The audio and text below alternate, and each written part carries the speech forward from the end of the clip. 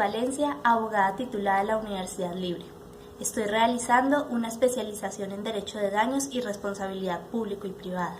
Dentro del proceso de estudios me corresponde exponer el tema de la legitimidad de la culpa como fundamento de responsabilidad frente a las realidades contemporáneas. El ser humano en la interacción con los demás y el entorno establece relaciones jurídicas, sea por un vínculo contractual o extracontractual. Dentro de esas relaciones adquiere unas obligaciones, ya sean generales para convivir o especiales que se derivan del contrato. No todo se cumple a la perfección y el incumplimiento o el cumplimiento deficiente comienza a tener cabida, donde la ocurrencia de un daño genera una nueva relación y obligación jurídica de indemnizar. Pero esto no es sencillo. Primero debe evidenciarse un daño y posteriormente imputar una responsabilidad a un sujeto. Es por ello que tomaremos la definición de responsabilidad civil que Viney nos expresa en su libro Tratado de Derecho Civil. La expresión responsabilidad civil designa en el lenguaje jurídico actual el conjunto de reglas que obligan al autor de un daño causado a otro a reparar el perjuicio, ofreciendo a la víctima una compensación. Es claro entonces que para imputarle la responsabilidad a un sujeto, primero debe evidenciarse un daño. Estando este elemento, se analizará a qué título se imputaría la responsabilidad, por lo que explicaré las dos variantes que presenta la responsabilidad civil, que son subjetiva y objetiva. La responsabilidad civil subjetiva dentro del derecho colombiano fue influenciada por el civil law, adoptando dentro de la responsabilidad el elemento subjetivo, la culpa, como bien lo describen los artículos 1604 y 2341 del Código Civil. Es por ello que se tiene el concepto de responsabilidad subjetiva sustentada en estos elementos: hecho, culpa, daño y nexo causal. Este tipo de responsabilidad se sustenta en la culpa. Por lo tanto, el responsable debe indemnizar si su conducta fue negligente o fue consecuencia de la voluntad. Aquí la víctima debe demostrar que el daño sufrido fue con ocasión al acto de negligencia, demostrar el nexo causal. Por otro lado, la responsabilidad objetiva o sin culpa presenta los siguientes elementos: hecho, daño y nexo causal. Muchos autores han mencionado que esta responsabilidad surge por el aumento de actividades que, siendo lícitas, generan daños y perjuicios. Es por ello que el autor del daño debe responder solo por haberlo ocasionado. Como vemos, nuestro tema de estudio se centrará en la responsabilidad subjetiva, pues la culpa como elemento de responsabilidad nos compete analizar su legitimidad en las realidades contemporáneas. El concepto de culpa no ha sido definida por nuestra legislación. Solo se ha determinado la tipología de la culpa en el artículo 63 del Código Civil. Es por ello que para su definición nos remitiremos a la doctrina y jurisprudencia. Según los señores Massieu, definen la culpa como un error de conducta tal que no habría sido cometida por una persona avisada, colocada en las mismas circunstancias externas que tuvo el autor del daño. A su vez, la Corte Suprema de Justicia, en sentencia del 2 de junio de 1958, expediente 2198, aborda el concepto de culpa de la siguiente manera: hay culpa cuando el agente no previó los efectos nocivos de su acto, habiendo podido preverlos, o cuando, a pesar de haberlos previsto, confió imprudentemente en poderlos evitar. Respecto a este concepto, mencionó la Corte que deben existir unas pautas o criterios para determinar si una persona ha incurrido en culpa. Es así como toma el criterio objetivo o abstracto, donde se aprecia la culpa teniendo en cuenta el modo de obrar de un hombre prudente y diligente, considerado como arquetipo. La Corte aquí relaciona ese arquetipo con el bonus pater familias del derecho romano, definido como aquel hombre que respeta la ley y actúa siempre de manera diligente, cuidadosa y prudente. Asimismo, en sentencia de la Corte Suprema de Justicia Sala Casación Civil 13925 del 2016, magistrado ponente Ariel Salazar Ramírez, la Corte explica cómo debe interpretarse el concepto de culpa dentro de la responsabilidad civil. Expresa lo siguiente: el reproche civil no radica en haber actuado mal, sino en no actuar conforme al estándar de prudencia exigible, habiendo tenido la posibilidad de hacerlo. continúa diciendo: el fundamento de la culpabilidad civil no reside ni puede residir en la doctrina del libre albedrío. Ser libre significa tener capacidad de adoptar pautas de acción, es decir, contar con potencialidad para elegir y emplear reglas de conducta social institucionalizadas. La culpa civil es falta de prudencia, entendida como cálculo razonable. Es meramente pragmática en la medida que se basa en la experiencia de lo que en cada caso concreto resulta más eficaz para impedir la producción de daños, es decir, en la facultad de autocontrol del sujeto. Como conclusión, tenemos que en la responsabilidad civil extracontractual la culpa significa falta de prudencia. Aquí al juez le corresponde hacer un análisis hermenéutico en el caso concreto y determinar si el agente que generó el daño no tenía otras posibilidades objetivas de evitarlo.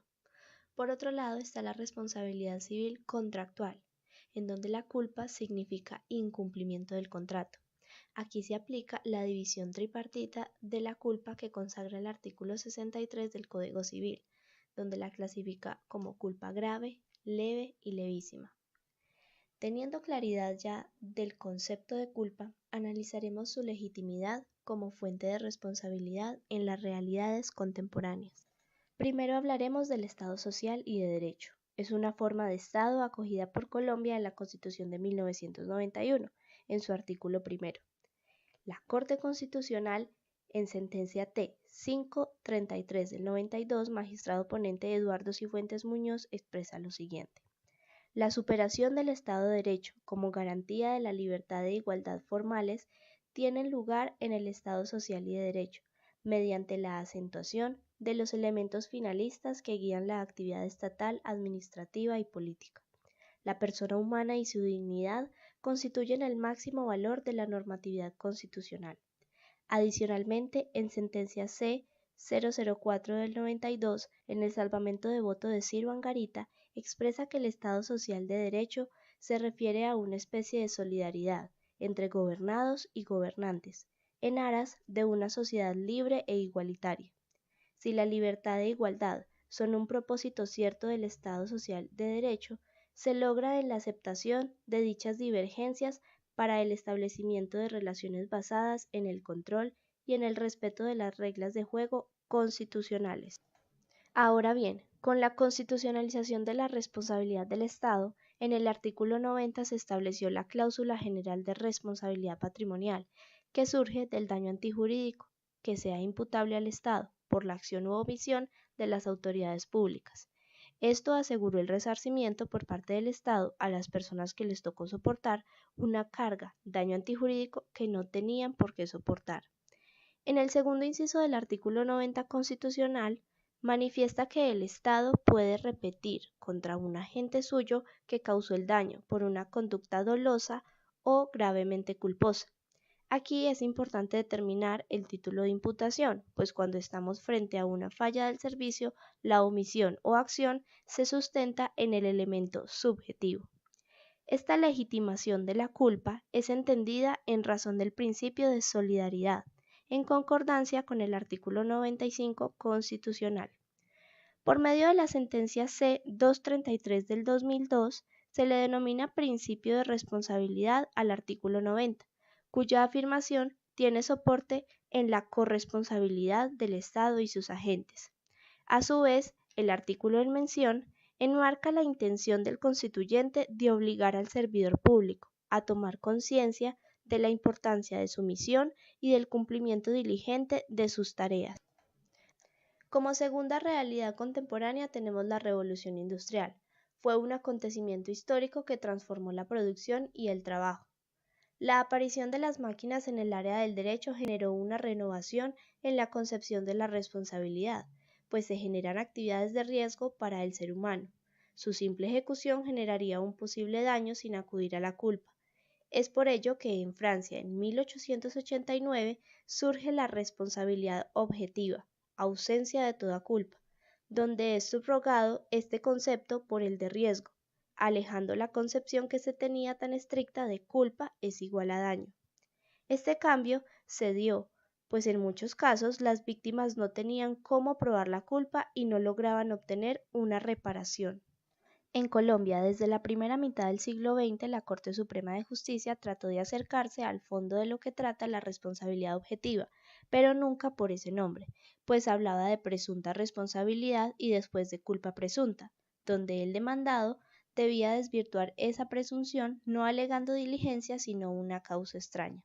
Un ejemplo de ello es la sentencia del 14 de marzo de 1938, donde la Corte realiza una interpretación del artículo 2356 del Código Civil, al afirmar que exige pues tan solo que el daño pueda imputarse. Esta es su única exigencia como base o causa o fuente de la obligación que enseguida pasa a imponer. Continúa diciendo, no puede menos de hallarse en nuestro citado artículo 2356 una presunción de responsabilidad, de donde se sigue que la carga de la prueba no es del damnificado, sino del que causó el daño.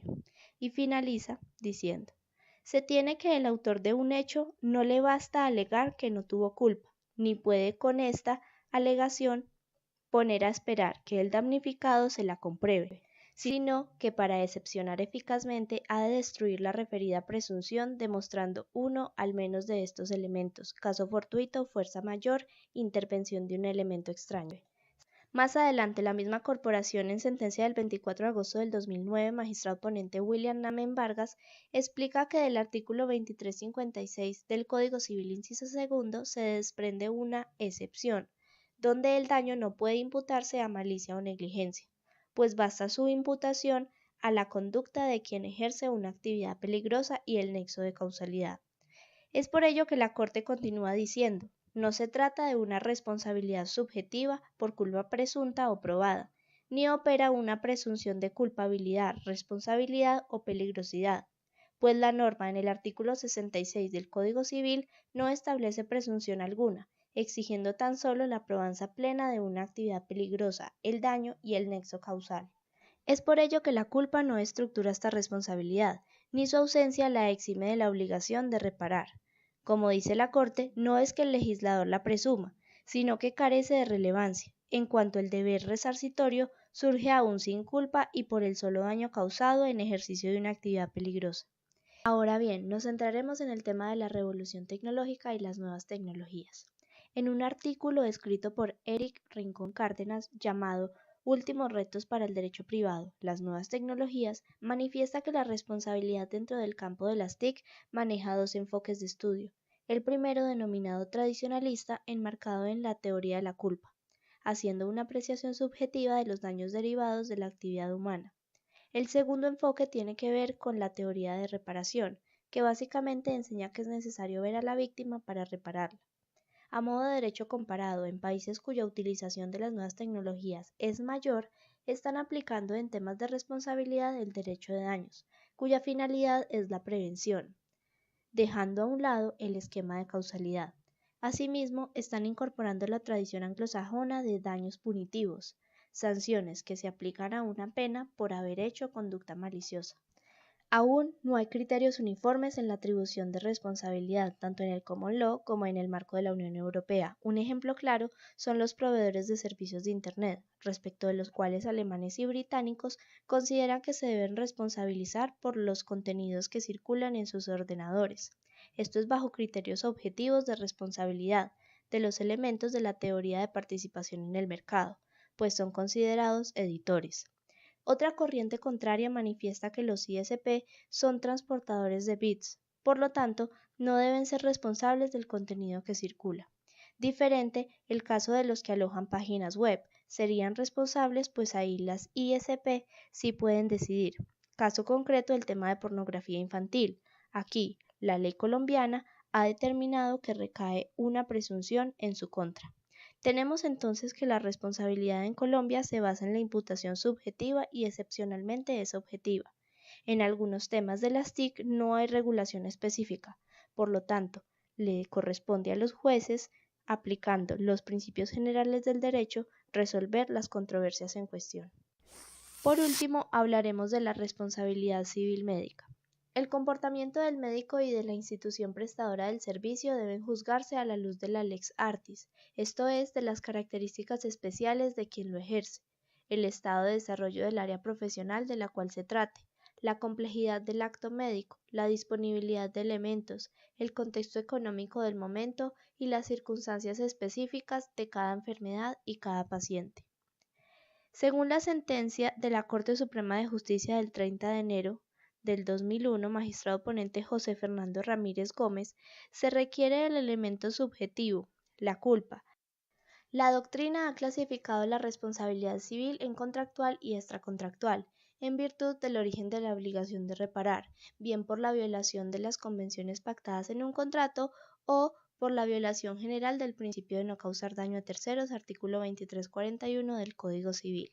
La responsabilidad civil contractual se clasifica según la modalidad de su obligación, en obligaciones de medio y resultado. Las obligaciones de medio se cumplen así no se tengan el resultado esperado, mientras que las del resultado solo se cumplen cuando el acreedor obtenga el logro concreto. En las obligaciones de medio, el demandante debe probar la negligencia, impericia o falta de prudencia del médico, porque la culpa no se presume, mientras que en las del resultado la culpa sí se presume.